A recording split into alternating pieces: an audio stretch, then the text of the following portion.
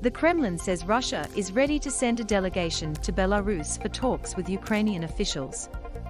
Russian state media is quoting Putin's spokesman Dmitry Peskov as saying that the talks would be about securing Ukraine's neutrality and demilitarization. So that's a huge caveat, as that would amount to Ukraine essentially becoming a vassal or puppet state of Putin's, which is of course the Russian leader's desire.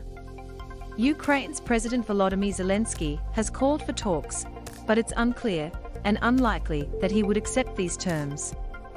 He's urged the Ukrainian people to fight for their freedom, and its people are now trying to defend the capital Kiev against the invaders.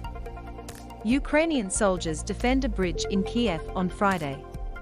AP. Also worth pointing out here is that the Kremlin has designated Minsk as the location for the talks. This is where the original agreements that Russia's invasion violated were drawn up. Peskov says that Russia is ready for talks with Ukraine in Minsk, the Belarusian capital, official Russian news agency RIA Novosti reports. But he said this would have to be about Ukraine declaring a neutral status, which would include demilitarization. Russia has all along wanted Ukraine to rule out joining NATO. Prior to the invasion, Ukraine's president called for talks with Vladimir Putin, but there is no indication that he will agree to talks on this basis.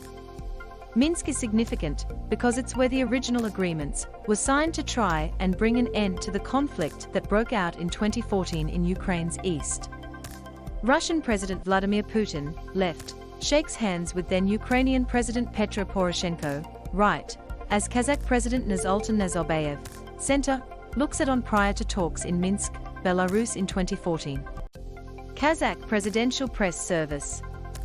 Belarus is considered a vassal state under Putin's control, and Russian troops advancing on Kiev invaded the country via Belarus.